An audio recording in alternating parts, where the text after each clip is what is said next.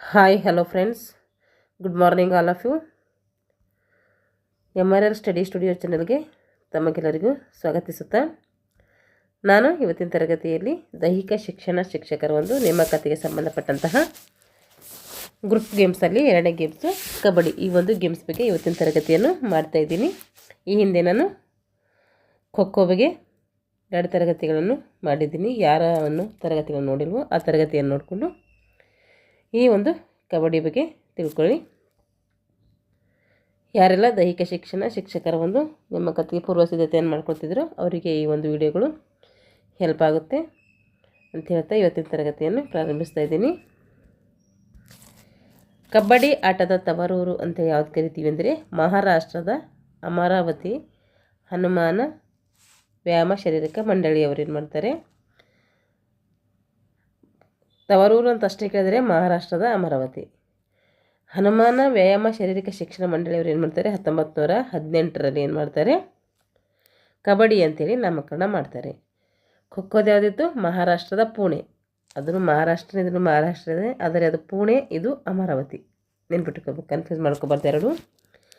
ಅಲ್ಲಿ ಏನು ಮಾಡ್ತಾರೆ, ಡೆಕ್ಕನ್ ಜಿಮ್ಖಾನ್ ಅವರು 1914ರಲ್ಲಿ ಖೋ ಖೋ ರೂಲ್ಸನ್ನು ತರ್ತಾರೆ. ಆದರೆ ಇಲ್ಲಿ 1918ರಲ್ಲಿ ಕಬಡ್ಡಿ ರೂಲ್ಸನ್ನು ತರ್ತಾರೆ. ಮತ್ತು ಎರಡು ಇದು ಕಂಪೇರ್ ಮಾಡಿ ಹೇಳಿದ್ರೆ ಕನ್ಫ್ಯೂಸ್ ಮಾಡ್ಕೊಬೇಡ್ರಿ, ಎರಡೂ ಒಂಥರ ನೆನಪಿರಲಿ ಅಂತ ಆ ಥರ ಹೇಳ್ತಾ ಇದ್ದೀನಿ. ಕಬಡ್ಡಿ ಎಂಬ ಶಬ್ದವು ಕೌನ್ ಬಡ ಎಂಬ ಪದದಿಂದ ಬಂದಿದೆ. ಏನು ಬಂದಿದೆ ಇದು, ಕೌನ್ ಬಡ ಎಂಬ ಪದದಿಂದ ಕಬಡ್ಡಿ ಎಂಬ ಶಬ್ದ ಬಂದಿದೆ. ಆದರೆ ಖೋ ಎಂಬುದು ಬಂದು ಸಂಸ್ಕೃತದ ಶೂ ಎಂಬ ಪದದಿಂದ ಬಂದಿತ್ತದು. ಹಾಗಾದರೆ ಇದರ ಅರ್ಥ ಏನು ಅಂದರೆ, ಯಾರು ಹೆಚ್ಚು ಅಂದರೆ ಎದುರಾಳಿ ಪಂಥವನ್ನು ನೀಡುವುದು ಅಂತ ಅರ್ಥ. ಯಾರು ಹೆಚ್ಚು, ಹಾಗೆ ಎದುರಾಳಿಗೆ ಪಂಥವನ್ನು ನೀಡುವುದಕ್ಕೆ ಅಂತೀವಿ ಕೌನ್ ಬಡ ಅಂಥೇಳಿ ಕರಿತೀವಿ. ಅಲ್ಲಿ ಟಚ್ ಆ್ಯಂಡ್ ಖೋ ಅಂತೇಳಿ ಕರಿತಿದ್ವಿ. ಇಲ್ಲಿ ನೋಡ್ರಿ, ಈ ಆಟಕ್ಕೆ ಕೌಶಲ್ಯ, ಶಕ್ತಿ, ಚಂಚಲತೆ, ಮನಸ್ಸಿನ ಏಕಾಗ್ರತೆ, ಧೈರ್ಯ ಬೇಕು. ಮುಖ್ಯವಾಗಿ ಧೈರ್ಯ ಬೇಕು. ಈ ಕಬಡ್ಡಿ ಆಡಬೇಕಾದ್ರೆ ಧೈರ್ಯ ಬೇಕು, ಸ್ಕಿಲ್ ಬೇಕು, ಎನರ್ಜಿ ಬೇಕು, ಚಂಚಲತೆ ಬೇಕು, ಮತ್ತು ಮನಸ್ಸಿನ ಏಕಾಗ್ರತೆ ಇಲ್ಲಿ ಮುಖ್ಯವಾಗಿ ಬೇಕು. ಅಷ್ಟೇ ಮುಖ್ಯವಾಗಿ ಧೈರ್ಯ ಕೂಡ ಬೇಕು. ಈ ಎಲ್ಲ ಸ್ಕಿಲ್ ಇದ್ದವ್ರು ಏನು ಮಾಡ್ಬೋದು, ನಾವು ಕಬಡ್ಡಿಯನ್ನು ಆಡ್ಬೋದು. ಕಬಡ್ಡಿ ಪುರಾತನ ಸಂಸ್ಕೃತಿಯ ಅಪ್ಪಟ ಭಾರತೀಯ ಕ್ರೀಡೆ. ಖೋ ಖೋನು ಕೂಡ ಭಾರತೀಯ ಕ್ರೀಡೆಯೇ ಆಗಿತ್ತು, ಇದನ್ನು ಕೂಡ ಭಾರತೀಯ ಕ್ರೀಡೆಯೇ ಆಗಿದೆ. ಪೂರ್ವ ಭಾರತ ಪ್ರಾಂತ್ಯಗಳಲ್ಲಿ, ಬಾಂಗ್ಲಾದೇಶ ಕಡೆಗಳಲ್ಲಿ, ಅಂದರೆ ಪೂರ್ವ ಭಾರತ ಅಂದರೆ ಬಾಂಗ್ಲಾದೇಶದ ಪೂರ್ವ ಭಾರತ ಪ್ರಾಂತ್ಯಗಳಾದಂತಹ ಬಾಂಗ್ಲಾದೇಶ ಕಡೆಗಳಲ್ಲಿ ಏನು ಕರೀತಿದ್ರು ಕಬಡ್ಡಿಗೆ ಅಂದರೆ ಹೂಡೂಡು ಅಂತೇಳಿ ಕರಿತಾಯಿದ್ರು. ಪಶ್ಚಿಮ ಭಾರತ ಪ್ರಾಂತ್ಯಗಳಲ್ಲಿ ಏನಂತ ಕರಿತಾಯಿದ್ರು, ಹೂತೂತು. ಪೂರ್ವ ಭಾರತ ಪ್ರಾಂತ್ಯಗಳಲ್ಲಿ ಹೂಡೂಡು ಅಂತ ಕರೆದ್ರೆ, ಪಶ್ಚಿಮ ಭಾರತ ಪ್ರಾಂತ್ಯಗಳಲ್ಲಿ ಹೂತೂತು ಅಂತೇಳಿ ಕರಿತಾಯಿದ್ರು. ಏನು ಕರಿತಾಯಿದ್ರು, ಹೂತೂತು. ಇದು ಯಾವುದು, ಪಶ್ಚಿಮ ಭಾರತ. ಪೂರ್ವ ಭಾರತದಲ್ಲಿ ಹೂಡೂಡು, ಪೂರ್ವ ಭಾರತ ಪ್ರಾಂತ್ಯಗಳಾದಂತಹ ಬಾಂಗ್ಲಾದೇಶದಲ್ಲಿ ಹೂಡೂಡು. ಇನ್ನು ಬೇರೆ ಬೇರೆ ಪ್ರಾಂತ್ಯಗಳು ಬರ್ತವೆ, ಇದು ದೇಶಗಳು ಬರ್ತವೆ. ಆದರೆ ಇಲ್ಲೊಂದು ಕೊಟ್ಟಿದ್ದಾರೆ ಬಾಂಗ್ಲಾದೇಶ ಅಂತೇಳಿ, ಅಲ್ಲಿ ಹೂಡೂಡು ಅಂತ ಕರಿತಾಯಿದ್ರು. ಪಶ್ಚಿಮ ಭಾರತ ಪ್ರಾಂತ್ಯಗಳಲ್ಲಿ ಹೂತೂತು ಅಂತೇಳಿ ಕರಿತಾಯಿದ್ರು. ಉತ್ತರ ಭಾರತದ ಪ್ರಾಂತ್ಯಗಳಲ್ಲಿ ಕೌನ್ ಬಡ ಅಂಥೇಳಿ ಕರಿತಾಯಿದ್ರು. ಕೌನ್ ಬಡ ಅಂಥೇಳಿ ಕರಿತಾಯಿದ್ರು. ಹಾಗೆ ದಕ್ಷಿಣ ಭಾರತದ ಒಂದು ಪ್ರಾಂತ್ಯಗಳಲ್ಲಿ, ದಕ್ಷಿಣ ಭಾರತ ಪ್ರಾಂತ್ಯಗಳಾದಂತಹ ಮಲೇಷಿಯಾ ಆಗಿರ್ಬೋದು, ಯುರೇನಿಯಾ ಹಾಗೂ ಶ್ರೀಲಂಕಾಗಳಲ್ಲಿ ಏನು ಕರಿತಾಯಿದ್ರು ಅಂದರೆ ಇದಕ್ಕೆ ಚುಡುಗುಡು ಅಂತೇಳಿ ಕರಿತಾಯಿದ್ರು. ಏನಂತ ಕರಿತಾಯಿದ್ರು, ಚಡುಗುಡು. ಇಲ್ಲಿದೆ ಗುಡು ಚಡು, ಗುಡು ಚಡು, ಗುಡು ಚಡು ಅಂಥೇಳಿ ಕರಿತಾಯಿದ್ರು. ನೋಡ್ರಿ, ಇಲ್ಲಿ ಪೂರ್ವ ಭಾರತ ಪ್ರಾಂತ್ಯಗಳಲ್ಲಿ ಹೂಡೂಡು, ಪಶ್ಚಿಮ ಭಾರತ ಪ್ರಾಂತ್ಯಗಳಲ್ಲಿ ಹೂತೂತು, ಉತ್ತರ ಭಾರತದ ಪ್ರಾಂತ್ಯಗಳಲ್ಲಿ ಕೌನ್ ಬಡ, ದಕ್ಷಿಣ ಭಾರತ ಪ್ರಾಂತ್ಯಗಳಂಥ ಮಲೇಷಿಯಾ ಮತ್ತು ಯುರೇನಿಯಾ, ಶ್ರೀಲಂಕಾಗಳಲ್ಲಿ ಗುಡು ಚುಡು. ಹಾಗೆ ನೇಪಾಳದಲ್ಲಿ ಏನಂತ ಕರಿತಾಯಿದ್ರು ಅಂದರೆ, ನೇಪಾಳದಲ್ಲಿ ಹಾಡೂಡು ಅಂಥೇಳಿ ಕರಿತಾಯಿದ್ರು. ಹಾಡೂಡು ಅಂಥೇಳಿ ಕರಿತಾಯಿದ್ರು. ಹಾಗೆ ಥೈಲ್ಯಾಂಡ್ನಲ್ಲಿ ಏನು ಕರಿತಾಯಿದ್ರು ಅಂದರೆ ತೀಚೂಚ. ತೀಚೂಚು ತೀಚೂಚು ಅಂಥೇಳಿ ಕರಿತಾಯಿದ್ರು. ಈ ಎಲ್ಲ ವಿಧಾನಗಳು ಎಂದರೆ ಕಬಡ್ಡಿ ಆಡಲಿಕ್ಕೆ ಬಳಸುವಂತಹ ವಿವಿಧ ವಿಧಾನಗಳು. ವಿವಿಧ ಪ್ರಾಂತ್ಯಗಳಲ್ಲಿ ವಿವಿಧ ರೀತಿಯಲ್ಲಿ ಈ ಒಂದು ಕಬಡ್ಡಿ ಹೆಸರುಗಳನ್ನು ಈ ಒಂದು ವಿಧಾನಗಳಲ್ಲಿ ಆಡ್ತಾಯಿದ್ರು. ಎಲ್ಲೆಲ್ಲಿ ಪೂರ್ವ ಭಾರತದ ಬಾಂಗ್ಲಾದೇಶದಲ್ಲಿ ಹೂಡು ಮತ್ತು ಪಶ್ಚಿಮ ಭಾರತ ಪ್ರಾಂತ್ಯಗಳಲ್ಲಿ ಹುತ್ತು, ಹಾಗೆ ದಕ್ಷಿಣ ಭಾರತದ ಪ್ರಾಂತ್ಯಗಳಲ್ಲಿ ಏನಂತ ಕರಿತಾಯಿದ್ರು ಗುಡುಚುಡು. ಉತ್ತರ ಭಾರತ ಪ್ರಾಂತ್ಯಗಳಾದಂಥ ನೇಪಾಳಲ್ಲೆಲ್ಲ ಏನು ಕರಿತಾಯಿದ್ರು ಅಂತೇಳಿ ನೋಡೋಣ ರೀ. ಕೌನ್ಬಡ ಅಂಥೇಳಿ ಕರಿತಾಯಿದ್ರು. ಉತ್ತರ ಭಾರತದಲ್ಲಿಯೇ ಕೌನ್ಬಡ ಅಂಥೇಳಿ ಕರಿತಾಯಿದ್ರು. ನೀವು ನೆನ್ಪಿಟ್ಕೋಬೇಕು. ಹಾಗೆ ನೇಪಾಳದಲ್ಲಿ ಏನು ಕರಿತಾಯಿದ್ರು ಹಾಡೂಡು ಅಂತೇಳಿ ಕರಿತಾಯಿದ್ರು. ಥೈಲ್ಯಾಂಡ್ನಲ್ಲಿ ತೀಚೂಚು ಅಂಥೇಳಿ ಕರಿತಾಯಿದ್ರು. ಈ ಆಟವನ್ನು 3 ವಿಧಾನಗಳಲ್ಲಿ ಆಡ್ತಾರೆ. 3 ವಿಧಾನಗಳು ಯಾವಂದರೆ ಜೈಮಿನಿ, ಅಮರ, ಸಂಜೀವಿನಿ ಮುಂತಾದ ವಿಧಾನಗಳಿಂದ ಈ ಒಂದು ಕಬಡ್ಡಿ ಆಟವನ್ನು ಆಡ್ತಾಯಿದ್ರು. ಸಂಜೀವಿನಿ ವಿಧಾನವು ಈಗ ಪ್ರಚಲಿತವಿದೆ ಅಂಥೇಳಿ ಈ ಆಥರ್ ಬುಕ್ಸಲ್ಲಿ ಕೊಟ್ಟಿದ್ದಾರೆ. ಆದರೆ ಗೌರ್ಮೆಂಟ್ ಟೆಕ್ಸ್ಟ್ ಬುಕ್ಕಲ್ಲಿ 3 ವಿಧಾನಗಳು ಪ್ರಚಲಿತವಲ್ಲಿದೆ ಅಂಥೇಳಿ ಹೇಳಿದ್ದಾರೆ. ಅದಕ್ಕೆ ನಾವು 3 ವಿಧಾನಗಳಲ್ಲಿ ಪ್ರಚಲಿತವಿದೆ ಅಂಥೇಳಿ ತಿಳ್ಕೊಳ್ಳೋಣ. ಆದರೆ ಇಲ್ಲಿ ಪರ್ಟಿಕ್ಯುಲರಾಗಿ ಈಗ ಯಾವುದು ವಿಧಾನ ಪ್ರಚಲಿತವಾದಿದೆ ಅಂದರೆ ಸಂಜೀವಿನಿ ಅಂಥೇಳಿ ಕೊಟ್ಟಿದ್ದಾರೆ.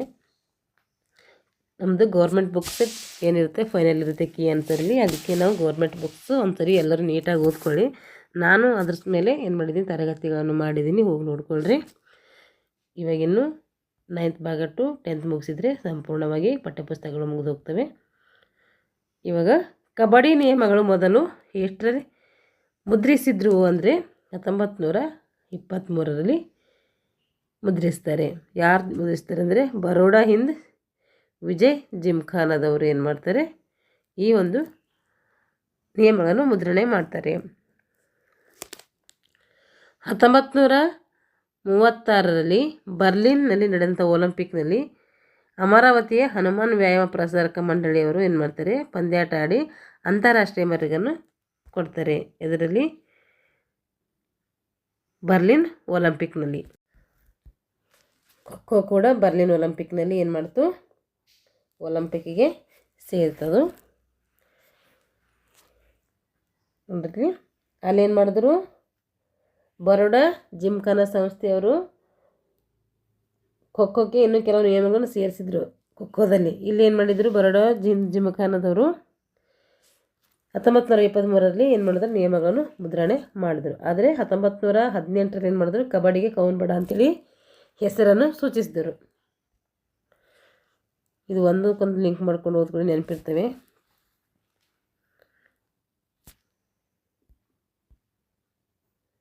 1936ರಲ್ಲಿ ಬರ್ಲಿನ್ನಲ್ಲಿ ನಡೆದಂತಹ ಒಲಿಂಪಿಕ್ನಲ್ಲಿ ಏನು ಮಾಡಿದರು ಅಮರಾವತಿಯ ಹನುಮಾನ್ ವ್ಯಾಯಾಮ ಪ್ರಸಾರಕ ಮಂಡಳಿಯವರು ಪ್ರದರ್ಶನ ಪಂದ್ಯ ಆಡಿ ಅಂತಾರಾಷ್ಟ್ರೀಯ ಮೆರುಗನ್ನು ಈ ಒಂದು ಕಬಡ್ಡಿಗೆ ನೀಡ್ತಾರೆ.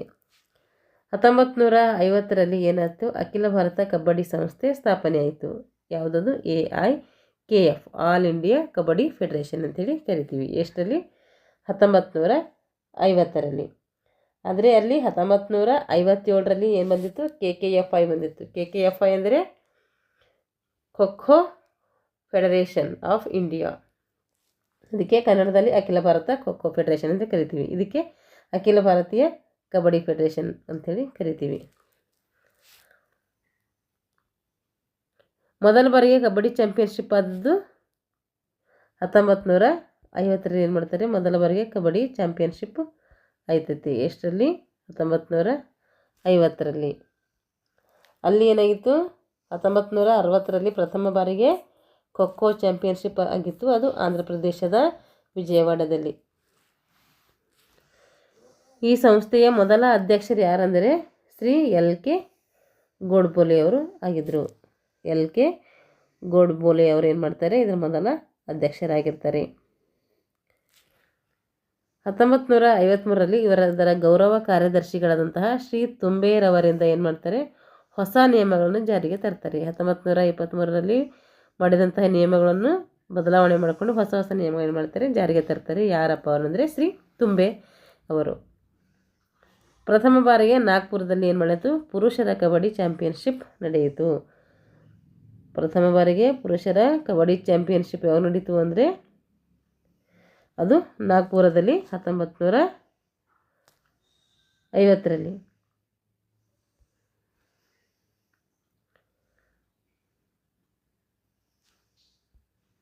ಇದು ಯಾವಾಗ ನಡೀತಂತ ಪುರುಷದ ಇಸ್ವಿ ಕೊಟ್ಟಿಲ್ಲ.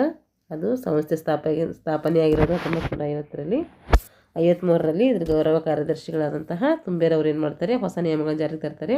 ಆದರೆ ಪ್ರಥಮ ಬಾರಿಗೆ ನಾಗ್ಪುರದಲ್ಲಿ ಕಬಡ್ಡಿ ಚಾಂಪಿಯನ್ಶಿಪ್ ನಡೀತೈತೆ. ಎಷ್ಟರಾಗಂತ ಈ ಬುಕ್ಸಲ್ಲಿ ಮೆನ್ಷನ್ ಇಲ್ಲ, ನೋಡೋಣ.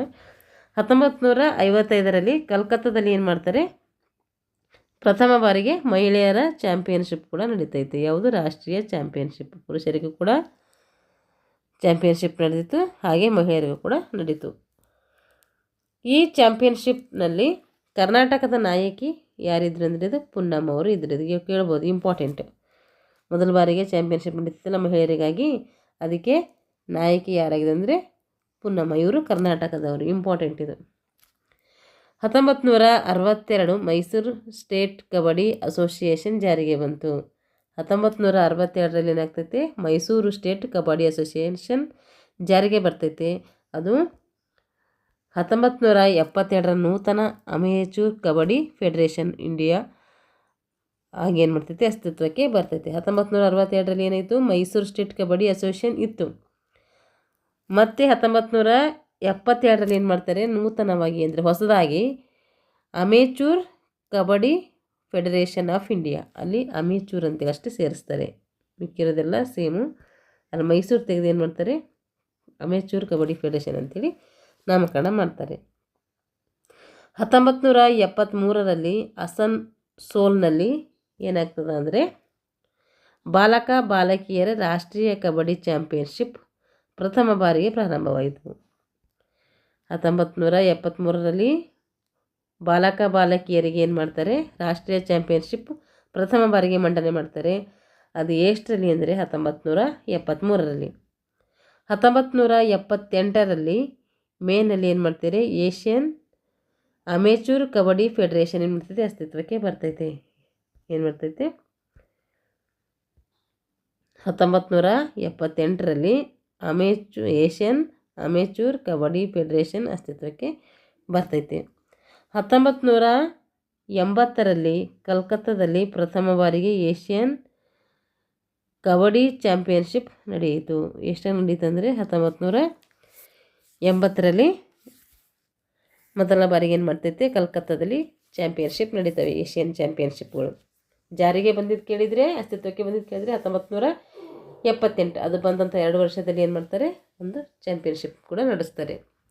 1981ರಲ್ಲಿ ಪ್ರಥಮ ಫೆಡರೇಷನ್ ಪಂದ್ಯಾವಳಿಗಳು ಏನಾಗ್ತವೆ, ಪ್ರಾರಂಭ ಆಗ್ತವೆ. 1981ರಲ್ಲಿ ಪ್ರಥಮ ಫೆಡರೇಷನ್ ಆಫ್ ಪಂದ್ಯಾವಳಿಗಳು ಪ್ರಾರಂಭ ಆಗ್ತವೆ. 1983ರಲ್ಲಿ ಅತಿ ಕಿರಿಯ ಬಾಲಕಿಯರಿಗೆ ಏನು ಮಾಡ್ತಾರೆ ಅಂದರೆ ಸಬ್ ಜೂನಿಯರ್ಸ್ಗೆ ರಾಷ್ಟ್ರೀಯ ಮಟ್ಟದ ಕಬಡ್ಡಿ ಚಾಂಪಿಯನ್ಶಿಪ್ ಕೂಡ ನಡೆಸ್ತಾರೆ. ಅದು ಮಧ್ಯಪ್ರದೇಶದ ಭಿಲಾಯಿಯಲ್ಲಿ ಏನು ಮಾಡ್ತಾರೆ, ಅವರಿಗೆ ಅಂದರೆ ಅತಿ ಕಿರಿಯ ಸಬ್ ಜೂನಿಯರ್ಸ್ಗೆ, ರಾಷ್ಟ್ರೀಯ ಜೂನಿಯರ್ ಅಂದರೆ ಸಬ್ ಜೂನಿಯರ್ಸ್ಗೆ ಏನು ಮಾಡ್ತಾರೆ, ಅವರಿಗೂ ಕೂಡ ರಾಷ್ಟ್ರೀಯ ಚಾಂಪಿಯನ್ಶಿಪ್ ನಡೆಸ್ತಾರೆ. ಎಲ್ಲಿ ಎಂದು ಕೇಳಿದ್ರೆ ಮಧ್ಯಪ್ರದೇಶದ ಭಿಲಾಯಿನಲ್ಲಿ. ಎಷ್ಟರಾಗ, 1983ರಲ್ಲಿ. 1984ರಲ್ಲಿ ಪ್ರಥಮ ಅಂತಾರಾಷ್ಟ್ರೀಯ ಅಂದರೆ ನ್ಯಾಷನಲ್ ಲೆವೆಲ್ ಪಂದ್ಯಾವಳಿಗಳು ನಡೀತವೆ. ಎಲ್ಲಿ ಅಂದರೆ ಬಾಂಬೆಯಲ್ಲಿ ನಡೀತವೆ. 1985ರಲ್ಲಿ ಸೌತ್ ಏಷಿಯನ್ ಫೆಡರೇಷನ್ ಗೇಮ್ ಢಾಕಾದಲ್ಲಿ ಏನು ಮಾಡ್ತವೆ, ಪ್ರಾರಂಭ ಆಯ್ತವೆ. ಎಲ್ಲಿ? ಢಾಕಾದಲ್ಲಿ. SAF 2002ರಲ್ಲಿ ದಕ್ಷಿಣ ಕೊರಿಯಾ ಬೂಸಾನ್ನಲ್ಲಿ ಏನು ಮಾಡ್ತದೆ, ಏಷ್ಯನ್ ಕ್ರೀಡೆ ಕಬಡ್ಡಿ ಪಂದ್ಯಾವಳಿಗಳು ಸಿಂಥೆಟಿಕ್ ಹಾಸಿಗೆ ಮೇಲೆ ನಡೀತವೆ. 2002ರಲ್ಲಿ ದಕ್ಷಿಣ ಕೊರಿಯಾ ಬೂಸಾನ್ನಲ್ಲಿ ಏನು ಮಾಡ್ತವೆ, ಏಷ್ಯನ್ ಕ್ರೀಡೆಯ ಕಬಡ್ಡಿ ಪಂದ್ಯಾವಳಿಗಳು ಸಿಂಥೆಟಿಕ್ ಹಾಸಿಗೆ ಸಿಂಥೆಟಿಕ್ ಹಾಸಿಗೆ ನೆನ್ಪಿಟ್ಕೋಬೇಕಿದು. ಸಿಂಥೆಟಿಕ್ ಹಾಸಿಗೆ ಮೇಲೆ ಒಳಾಂಗಣದಲ್ಲಿ ನಡೀತವೆ. ಆದರೆ ಕಬಡ್ಡಿ ಹೆಚ್ಚಾಗಿ ನಾವು ಏನು ಮಾಡ್ತೀವಿ, ಹೊರಾಂಗಣ ಆಟದಲ್ಲಿ ಆಡ್ತೀವಿ. ಆದರೆ ಅದು ಇವತ್ತು ಹೊರಾಂಗಣ ಆಟ ಅಂತಲೇ ಕರಿತೀವಿ. ಆದರೆ ಅದು ಏನು ನಡೀತು, ಮೊದಲ ಬಾರಿಗೆ ಒಳಾಂಗಣ ಒಂದು ಕ್ರೀಡೆಯಲ್ಲಿ ನಡೀತು. ಅಪ್ರೋ ಏಷ್ಯನ್ ಗೇಮ್ಸ್ 1990ರ ಬೀಜಿಂಗ್ ಏಷ್ಯನ್ ಗೇಮ್ಸ್ನಲ್ಲಿ ಕಬಡ್ಡಿ ಏನು ಮಾಡಿದ್ರು, ಏಷ್ಯನ್ ಗೇಮ್ಸ್ಗೆ ಸೇರಿಸಿದ್ರು. ಎಷ್ಟರಲ್ಲಿ? 1990ರಲ್ಲಿ ಬೀಜಿಂಗ್ ಏಷ್ಯನ್ ಗೇಮ್ಸ್ಗೆ ಕಬಡ್ಡಿ ಏಷ್ಯನ್ ಗೇಮ್ಸ್ಗೆ ಏನು ಮಾಡ್ತಾರೆ, ಸೇರಿಸ್ತಾರೆ ಕಬಡ್ಡಿಯನ್ನು. ಇವಾಗ ಕಬಡ್ಡಿ ಅಂಕಣ ಇದೆ ನೋಡ್ರಿ. ಇದು ಕಬಡ್ಡಿ ಆಟದ ಮೈದಾನ. ಇದು ಇಲ್ಲಿಂದ ಹಿಡಿದು ಇಲ್ಲಿಗೆ ಏನಂತೀವಿ ನಾವು, ಇದಕ್ಕೆ ಮೈದಾನ ಅಥವಾ ಗ್ರೌಂಡ್ ಅಂತೇಳಿ ಕರಿತೀವಿ. ಇಲ್ಲಿ ಒಳಗಡೆ ಇದೆಯಲ್ಲ, ಇದಕ್ಕೆ ಏನಂತೀವಿ, ಇದಕ್ಕೆ ಕೋರ್ಟ್ ಅಂಥೇಳಿ ಕರಿತೀವಿ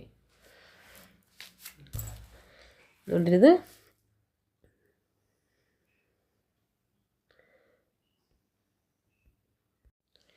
ಇದು ಕಬಡ್ಡಿ ಮೂಗರಿಗೆ ಬೇರೆ ಬೇರೆ ಇರ್ತೈತೆ ಮೆಜರ್ಮೆಂಟು.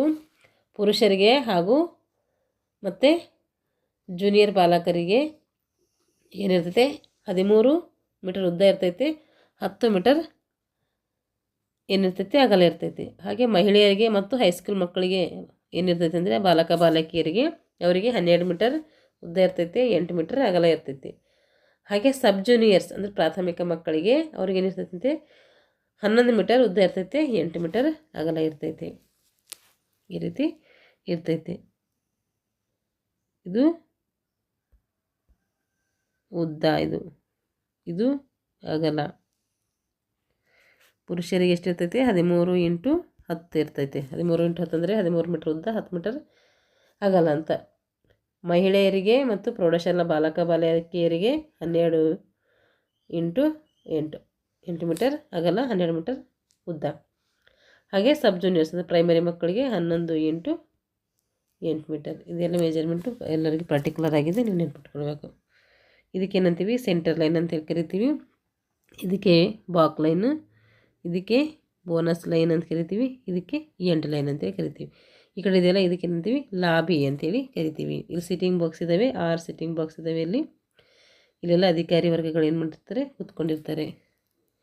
ಇಲ್ಲಿ ಅಂಕ ಗುಣಿಕೆದಾರರು ಕುಂತಿರ್ತಾರೆ ಇಲ್ಲಿ.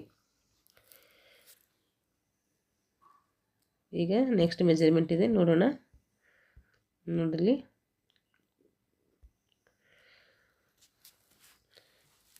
ಆಟದ ಮೈದಾನ ಕೇಳಿದರೆ ಇದು ಮೈದಾನ. ಇದು ಎಷ್ಟಿರ್ತೈತೆ ಮೈದಾನ ಹೇಳಿರೋದೆಲ್ಲ ಮೈದಾನದ ಮೆಜರ್ಮೆಂಟ್ ಹೇಳಿರೋದು. ಕೋರ್ಟ್ ಬೇರೆ, ಮೆಜರ್ಮೆಂಟ್ ಬೇರೆ. ಆಡುವಂಥ ಕ್ಷೇತ್ರ ಕೇಳಿದರೆ ಅಲ್ಲಿ ಏನಾಗುತ್ತೆ, 8 ಮೀಟ್ರ್ ಕಡಿಮೆ ಆಗ್ತದೆ, ಅಂದರೆ 2 ಮೀಟ್ರ್ ಕಡಿಮೆ ಆಗ್ತೈತೆ. ಇಲ್ಲಿ 8 ಮೀಟ್ರ್ ಅಗಲ ಆಗ್ತೈತೆ. ಇಲ್ಲಿ ಉದ್ದ ಎಲ್ಲ ಕಡೆ ಸೇಮ್ ಇದೆ, ಆದರೆ ಅಗಲದಲ್ಲಿ ಏನಾಗ್ತಾಯಿದೆ, 2 ಮೀಟ್ರ್ ಕಡಿಮೆ ಆಗ್ತಾಯಿದೆ. ಇದು ಆಡುವಂಥ ಕ್ಷೇತ್ರ, ಗ್ರೌಂಡ್ ಅಂತೀವಲ್ಲ, ಗ್ರೌಂಡ್ ಅಲ್ಲ, ಕೋರ್ಟ್. ಇದು ನಾ ಮೇಲೆ ಹೇಳಿರೋದು ಗ್ರೌಂಡು. ಇದು ಗ್ರೌಂಡರ ಕೇಳ್ಬೋದು, ಕೋರ್ಟರ ಕೇಳ್ಬೋದು, ನೆನ್ಪಿಟ್ಕೋಬೇಕು ನೀವು. ಆದರೆ ನಿಮ್ಗೆ ಎರಡೂ ಬಗ್ಗೆ ಕಾನ್ಸೆಪ್ಟ್ ಕ್ಲಿಯರಾಗಿರ್ಬೇಕು. ಈಗ ಅಂಕಣದ ಒಂದು ಬದಿ ಎಷ್ಟಿರ್ತೈತೆ, ಇದು 13ರಲ್ಲಿ ಏನು ಮಾಡಬೇಕು, ಅರ್ಧ ಮಾಡ್ಕೋಬೇಕು. ಅರ್ಧ ಮಾಡ್ಕೊಂಡ್ರೆ ಎಷ್ಟಿರ್ತೈತೆ, 6.50 ಮೀಟರ್ ಉದ್ದ ಇರ್ತೈತೆ. ಇದು ಪುರುಷ ಮತ್ತು ಜೂನಿಯರ್ ಬಾಲಕಿಯರಿಗೆ. ಅಗಲ ಎಷ್ಟಿರ್ತೈತೆ, 10 ಮೀಟ್ರ್ ಇರ್ತೈತೆ. ಅದರ ಗ್ರೌಂಡ್ ಅಂತಲೇ ಕೇಳ್ತಾರೆ ಎಲ್ಲ ಕಡೆ. ಹಿಂದೆ ಎಕ್ಸಾಮಿನೆಲ್ಲ ಗ್ರೌಂಡ್ ಮೆಜರ್ಮೆಂಟ್ ಅಂತ ಕೇಳಿದ್ದಾರೆ, ಕೋರ್ಟ್ ಮೆಜರ್ಮೆಂಟ್ ಅಂತ ಕೇಳಿಲ್ಲ, ಗ್ರೌಂಡ್ ಮೆಜರ್ಮೆಂಟ್ ಅಂತ ಕೇಳಿದ್ದಾರೆ. ಆದರೆ ನಿಮ್ಗೆ ಕೋರ್ಟು ನೆನಪಿರಲಿ. ಇಲ್ಲೇನಿದೆ, ಒಂದು ಬದಿ ಕೋರ್ಟ್ದು 10 ಮೀಟರ್ ಇದೆ.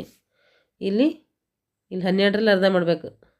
ಅರ್ಧ ಕೋರ್ಟ್ ಬಗ್ಗೆ ಕೇಳ್ತಾ ಇದ್ದೇನೆ. ಇಲ್ಲಿ ಅರ್ಧ ಮಾಡಿದ್ರೆ 12 ಇರ್ತೈತೆ. ಇದು ಉದ್ದ ಅಗಲ ಎಲ್ಲರಿಗೂ ಸೇಮ್ ಇರ್ತೈತೆ. ಅಗಲ ಯಾಕಂದರೆ ಸೇಮ್ ಇರುತ್ತೆ, ಅದು ಕಟ್ ಮಾಡೋಕ್ಕಾಗಲ್ಲ.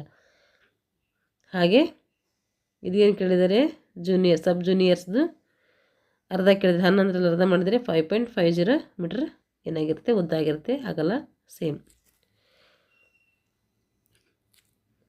ಈ ರೀತಿ ಒಟ್ಟು ಗೆರೆಗಳು ಎಷ್ಟಿರ್ತಾವೆ ಅಂತ ಕೇಳಿದರೆ, ಇಲ್ಲಿ ಆಟದ ಮೈದಾನ ಕೇಳಿದರೆ ಒಂದೇ ಇರ್ತೈತೆ. ಅದು ಕೋರ್ಟಿಂದು 2 ಇರ್ತವೆ, 2 ಬದಿ ಇರ್ತೈತಲ್ಲ ಇದನ್ನು ಕೂಡ ಅರ್ಧ ಗ್ರೌಂಡಿಂದು 2 ಇರ್ತವೆ ಲೈನ್ಗಳು.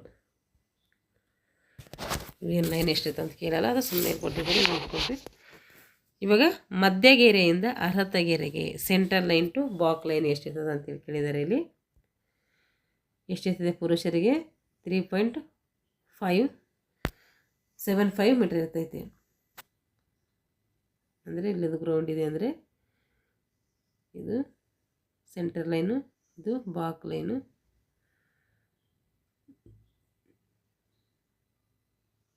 ನೋಡಿ ಇದು ಬಾಕ್, ಇದು ಅರ್ಹತೆ ಲೈನು, ಇದು ಬಾಕ್ ಲೈನು, ಇದು ಸೆಂಟರ್ ಲೈನು, ಇದನ್ನು ಒಂದು ಬದಿಯಿಂದ ಅಷ್ಟೇ, ಎರಡು ಈಗ ಸೇಮ್ ಇರ್ತೈತಿ. ಇವ್ರೇನು ಕೇಳಿದರೆ ಅರ್ಹತ ಮಧ್ಯಗೆರೆಯಿಂದ ಏನಿದೆ ಅರ್ಹತಗೆರೆ ಅಂದರೆ ಇದಕ್ಕೆ ಭಾಗ್ಯಗೆರೆ ಅಂತ ಕೂಡ ಕರಿತೀವಿ. ಎಷ್ಟಿರ್ತದೆ ಅಂದರೆ ಪುರುಷರಿಗೆ 3.75 ಮೀಟರ್ ಇರ್ತೈತಿ. ಮಹಿಳೆಯರಿಗೆ ಕೇಳಿದರೆ ಅವರಿಗೆ 3.50 ಮೀಟರ್ ಇರ್ತೈತಿ. ಹಾಗೆ ಸಬ್ ಜೂನಿಯರ್ಸ್ ಕೇಳಿದರೆ 3 ಮೀಟರ್ ಇರ್ತೈತಿ. ಮೂಗರ ಮೆಜರ್ಮೆಂಟು ಇದು ಬೇರೆ ಬೇರೆ. ಅದೇ ರೀತಿ ಅರ್ಹತಗೆರೆಯಿಂದ ಲಾಭದ ಗೆರೆ ಇದು ಒಂದು ಸೈಡ್ ಕೋರ್ಟ್ ಹಾಕ್ತಾಯಿದ್ದೀನಿ ನಾನು. ನೋಡಿದು ಇದೇನಂತ ಅರ್ಹತಗೆರೆ, ಇದು ಬೋನಸ್ ಗೆರೆ ಆಯಿತು.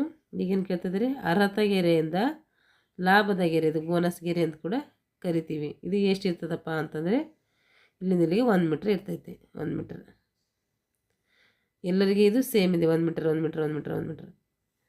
ಇದೆಲ್ಲರಿಗೆ ಸೇಮ್ ಇದು. ಹಾಗೆ ಲಾಭದ ಗೆರೆಯಿಂದ ಮುಕ್ತಾಯದ ಗೆರೆ ಎಂಡ್ ಲೈನ್ ಅಂತ ಕರಿತೀವಲ್ಲ, ಅದು ಎಷ್ಟಿರ್ತದಪ್ಪ ಅಂದರೆ 1.575 ಮೀಟರ್, 1.50 ಮೀಟರ್, 1.50 ಮೀಟರ್. ಪುರುಷರಿಗೆ ಮಾತ್ರ ಬೇರೆ, ಅವರಿಬ್ಬರಿಗೆ ಸೇಮ್. ಮುಕ್ತಾಯ ಗೆರೆಯಿಂದ ಹೊರಚೌಕ ಇದೀವಲ್ಲ, ಅಲ್ಲಿ end line to sitting box ಕೂತ್ಕೊಳ್ಳುವಂಥ 6 ಬಾಕ್ಸ್ ಇದೀವಲ್ಲ, ಅಲ್ಲಿಗೆ ಎಷ್ಟಿರ್ತದೆ ಅಂದರೆ 2 ಮೀಟರ್ ಎಲ್ಲರಿಗೂ ಸೇಮ್ ಇದು.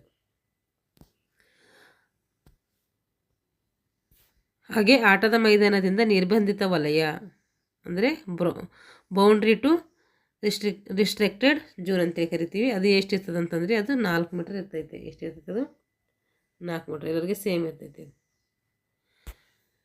ಅಂದರೆ ಆಟದ ಮೈದಾನ ಸುತ್ತ ಬೌಂಡ್ರಿ ಅಂತೇಳಿ ಹಾಕಿರ್ತಾರೆ. ಅದು ಎಷ್ಟಿರ್ತದೆ ಅಂದರೆ 4 ಮೀಟರ್ ಎಲ್ಲರಿಗೆ. ಅಷ್ಟು 4 ಮೀಟರ್ ಹಾಕಿ ಒಳಗಡೆ ಏನು ಮಾಡ್ತಾರೆ, ಕೋರ್ಟ್ ಹಾಕ್ತಾರೆ. ಅಂಕ ಗುಣಿಕೆಗಾರರ ವಲಯ ಸ್ಕೋರರ್ ಜೋನ್ ಅಂತೇಳಿ ಕರಿತೀವಿ. ಅದು ಎಷ್ಟಿರ್ತದೆ ಅಂದರೆ 2 ಮೀಟರ್.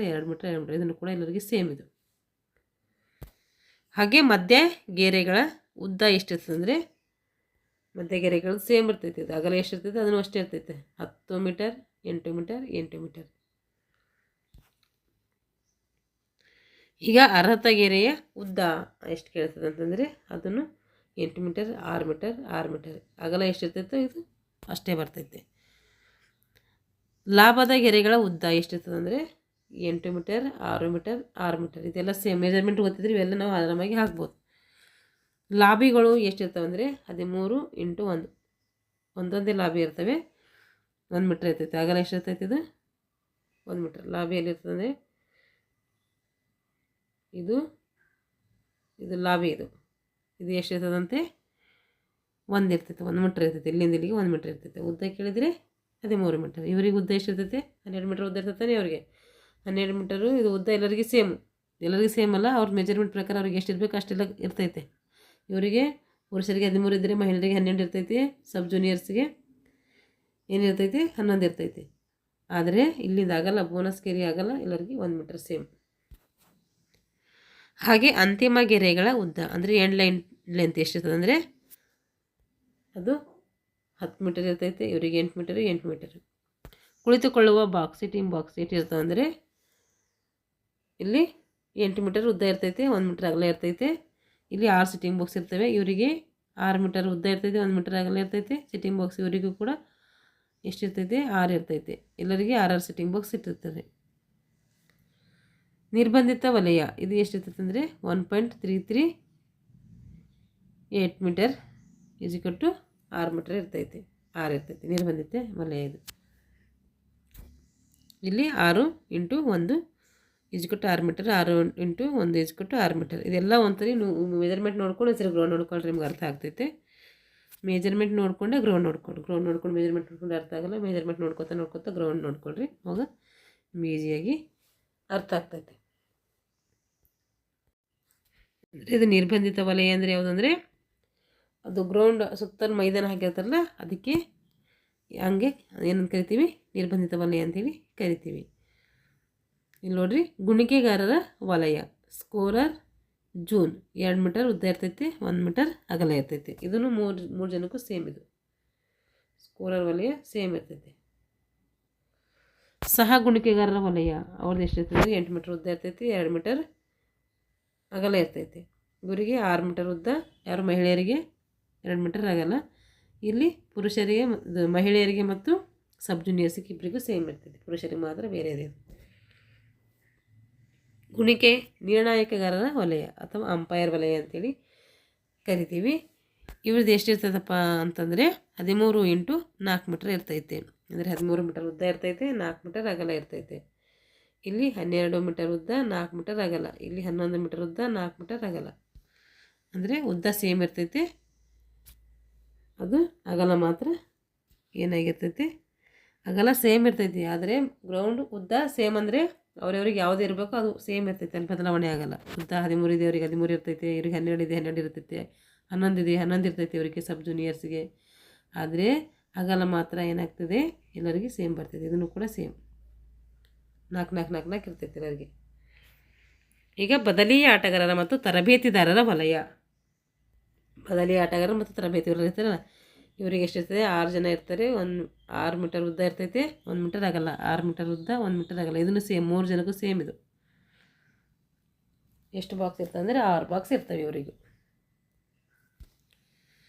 ತಾತ್ಕಾಲಿಕ ಅಮಾನತುಗೊಂಡ ಆಟಗಾರರ ವಲಯ ಅವ್ರದ್ದು 1 ಮೀಟರ್ ಉದ್ದ, 1 ಮೀಟರ್ ಅಗಲ. ಅದು ಬಾಕ್ಸ್ಗಳು 1 ಮೀಟರ್ ಉದ್ದ, 1 ಮೀಟರ್ ಅಗಲ ಇರ್ತವೆ. 3 ಜನಕ್ಕೂ ಮೂವರಿಗೂ ಇದು ಸೇಮ್. ಇದು ಮೆಜರ್ಮೆಂಟ್.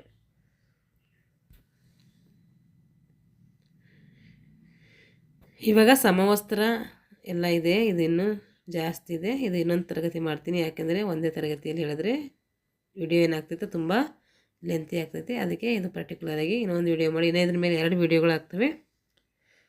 ನಾವೆರಡು ಮಾಡೋಣ. ಇಲ್ಲಿಗೆ ಈ ತರಗತಿಯನ್ನು ಮುಗಿಸ್ತೀನಿ, ಯಾಕೆಂದರೆ ವಿಡಿಯೋ ಲೆಂತಿ ಆಗ್ತಾಯಿದೆ. ಯಾರೆಲ್ಲ ನಮ್ಮ ಚಾನಲ್ನ ಸಬ್ಸ್ಕ್ರೈಬ್ ಮಾಡ್ಕೊಂಡ್ರು ಚಾನಲ್ನ ಸಬ್ಸ್ಕ್ರೈಬ್ ಮಾಡಿಕೊಂಡು ವಿಡಿಯೋವನ್ನು ವಾಚ್ ಮಾಡಿ. ಇಷ್ಟ ಆಗಿದರೆ ಲೈಕ್ ಆ್ಯಂಡ್ ಶೇರ್ ಮಾಡಿ ಅಂತ ಹೇಳ್ತಾ, ಥ್ಯಾಂಕ್ಸ್ ಫಾರ್ ವಾಚಿಂಗ್ ಆಲ್.